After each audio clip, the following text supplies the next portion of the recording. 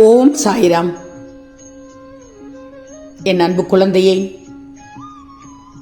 சற்று நேரத்தில் நீ முகம் மலரப் போகிறாய். ஆம் செல்லம்பி, நம்பிக்கை. வாழ்க்கையில் ஒருவருக்கு அளவுக்கு அதிகமாக முக்கியத்துவம் கொடுக்கும்போது உன் வாழ்க்கையினுடைய முக்கியத்துவத்தை நீ இழந்து விடுகிறாய். நம்பிக்கை மட்டும்தான் உன்னை என்னிடம் நெருங்க வைக்கிறது என்பதை நல்லா தெரிஞ்சுக்கோ. உறவுகளை நேசிக்க தெரிந்த உனக்கு விலகி இருக்கவும் கற்றுக்கொள்ளணும்.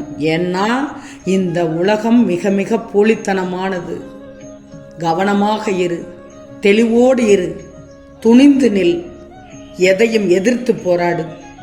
நிச்சயம் நல்லதே நடக்கும். வெளுத்ததெல்லாம் பால் என்று இருக்கிறாய் என் பிள்ளை நீ. அதனால்தான் உனக்கு தெளிவு பிறக்க வைக்கிறேன். செல்வமே நடக்குமா என்ற சந்தேகம் வந்துவிட்டதல்லவா உனக்கு? இப்போது எல்லாம் முடிந்தது போல் இருக்கின்றதே. இதற்கு மேல் கிடைக்குமா? நினைத்தது நடக்குமா? அனைத்தும் சாத்தியமாகுமா என்றெல்லாம் உன் மனதிலேயே கேள்வி கேட்டு சந்தேகப்பட ஆரம்பித்து விட்டாய். சந்தேகம் கூடாது. இதனால் பயப்படவும் ஆரம்பித்து விட்டாய். பயப்படவும் கூடாது. உன் பயத்தை போக்கவும் நம்பிக்கை கொடுக்கவும் தான் இன்று ஒரு சத்திய வாக்கோடு உன்னை சந்திக்க வந்துள்ளேன். சற்று நேரத்தில் நீ முகம் மலரப் போகிறாய். நீ நினைத்ததெல்லாம் சாத்தியமாகும் என்பதை தெளிவாக புரிய வைக்கத்தான் இந்த பதிவை உன்னிடம் காண்பித்துள்ளேன். உன் வாழ்க்கையில் நிகழும் அனைத்தும் என் பார்வையில் இருந்து வருவதுதான். சில உனக்கு சந்தோஷமான சூழலாக இருக்கும், சிலது பாடங்களை சொல்லிக் கொடுக்கும் பொருட்டு கஷ்டமான சூழலாகவும் இருக்கும். சிலது உனக்கு வழிகளை தரலாம், சிலது உனக்கு காயங்களை கூட தரலாம். இந்த வாழ்க்கை இப்படித்தான் செல்லமே. எப்படியும் வாழ்ந்து விடலாம், எப்படியாவது வாழ்ந்து விடலாம் என்று நினைத்து வாழ்பவர்களுக்கு சாதாரணமாக வாழ்ந்துவிட்டு போய்விடலாம். ஆனால் இப்படித்தான் வாழ வேண்டும், இவ்வாறு தான் வாழ வேண்டும் என்று ஒரு லட்சியத்தை வைத்துக்கொண்டு வாழ்ந்தால் சிறிது தங்கமே சிறிது கரடு முரடான பாதையை கடந்துதான் ஆகணும். இந்த வாழ்க்கை நீ வாழும் வாழ்க்கையை வெற்றியுடன் கூடிய வாழ்க்கையாய், ஒரு திருப்தியை ஏற்படுத்தும் பொருட்டு உன் மனம் விரும்பிய வாழ்க்கையாய் வாழ்வதுதானே கடினம். அவ்வாறு நீ வாழ முற்படும் போது இத்தனை தடைகளையும் சந்திக்க நேரிடும். அப்போது அந்த கடினமான சூழ்நிலைகளில் தான் நீ எதிர்கொள்கிறாய். கண்மணியே, அனைத்தையும் நான் தான் நடத்துகிறேன். இப்போது நடக்கும் இந்த போராட்டத்தில் போராடி போராடி ஓய்ந்து விட்டதாக நீ நினைத்துக் கொள்கிறாய். ஆனால் எத்தனை போராட்டங்களை நீ வென்று வந்திருக்கிறாய் என்று திரும்பி பார்த்திருக்கிறாயா? திரும்பி பார், சற்று பின்னோக்கி பார். நீ வெற்றி கண்ட என் பிள்ளை என்பதை உணர்வாய். நீ 1000 எதிர்ப்புகளை சந்தித்துள்ளாய். இந்த உலகத்தை உன் கண்களால் பார்க்கவும் நான் உன்னை சோதனை செய்தேன். அதிலும் நீ ஜெயித்து வந்தாய். எழுந்து நடக்கும்போது அதில் சில நேரம் கீழே விழ அதிலும் உன்னை நான் சோதித்தேன். அதிலும் நீ எழுந்து வெற்றி நடை போட்டாய். இப்போது எல்லாம் தெரிந்த விபரமாய் நல்லது கெட்டது என பிரித்து பார்க்கும் பொருட்டு மனதில் பக்குவத்தை அடைந்து விட்டாய். இப்போதுள்ள இந்த சவால்களை உன்னால் சமாளித்து ஜெயிக்க முடியும். வாழ்க்கையில் ஏன் எதற்கெடுத்தாலும் காரணங்களை அடுக்கிக் கொண்டே போகிறாய்?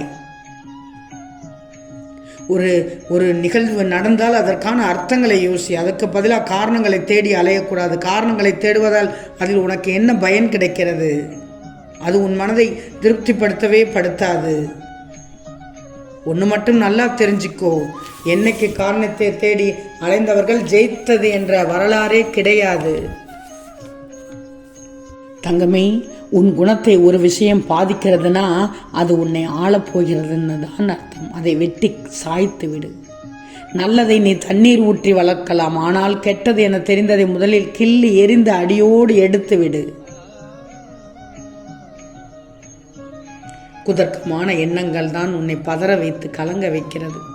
அதை நிச்சயம் உன்னிடத்திலிருந்து நான் வெளியேற்றி விடுவேன். அப்படி அது உன்னை பதற வைக்கிறதுனா, ஒரு நிமிடம் சாயப்பா என்னையும் என்னை சுற்றி உள்ளவர்களையும் நிம்மதியாக வாழ வைத்து அருள் புரியுங்கள் என்று மட்டும் நினைத்து கொண்டால் அமைதியாக அந்த குதர்க்கம் உன்னை விட்டு அகன்று போகும். மகிழ்ச்சியாக இரு தங்கமே. சின்ன சின்ன தருணங்களை கூட அழகாக்கு. சுற்றி உள்ளவர்களை உன்னால் முடிந்தவரை சந்தோஷப்படுத்து. உதவி செய், அன்பை உருவாக்கு, சமாதானம் செய். நீ நேசிப்பவர்களிடம் நேசத்தை சொல். எந்த கவலையும் எதையும் மாற்றப் போவதில்லை. நீ எப்போதும் நிமிர்ந்தே நடக்க பழகிக்கோ. கோணல் புத்தி வேண்டாம்.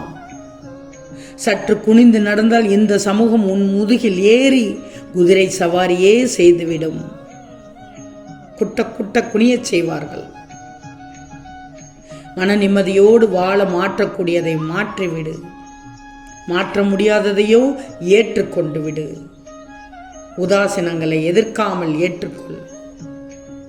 தங்கமே, உன்னை சுற்றியுள்ள உறவுகள் 2 வகைதான். ஒன்று அன்பை தரும், இன்னொன்று அனுபவத்தை தரும். சரிதானே? உன் அப்பா சரியாக சொல்லியுள்ளேனா? நீ அமைதியாக வாழ விரும்பினால் நீ பார்த்ததையும் யாரிடமும் கோடாதே. நீ கேட்டதையும் யாரிடமும் கூறாதே. தனக்கே வலித்தாலும் தன்னை சேர்ந்தவர்களுக்கு வலிக்கக்கூடாது என்று நினைப்பதுதான் உண்மையான அன்பு. வாழ்வில் நீ அழகாக நிம்மதியாக வாழ நினைப்பதை விட மறந்துவிடு. மறதியும் மிக மிக அவசியம் என்பதை புரிஞ்சுக்கோ. எழுந்து நடந்தால் இமயமலை கூட உனக்கு வழி கொடுக்குமே, பாதை காட்டுமே. எழுந்து நெல். துணிவோடு இரு. லட்சியத்தை நோக்கி செல். உனக்கு வெற்றி மட்டும்தான். நம்பிக்கையோடு யாரு. அதனால்தான் சிறிது நேரத்தில் நீ முகம் மலரப் போகிறாய் என்று கூறினேன். தங்கமே, உன் வாழ்க்கையின் பல சுவையான தருணங்களை உன்னில் எழும் எண்ணங்கள், உணர்ச்சிகள் தின்று கொண்டு இருக்கின்றன. உன்னில் எழக்கூடிய எண்ணங்களும் அதன் மூலம் உருவாகக்கூடிய உணர்ச்சிகளும் நீ விழிப்புணர்வோடு அணுக கற்றுக்கொள்ளும் போது உனது வாழ்க்கையில் ஒவ்வொரு கணத்தையும் அனுபவித்து வாழ முடியும். வாழ்வில் இனிமைக்கு என்றும் பஞ்சமே இருக்காது. உனது வாழ்க்கையில் ஒவ்வொரு இலக்கை பூர்த்தி செய்யும் அந்த நிமிடம் நீ சந்தோஷத்தில் திளைக்கிறாய்.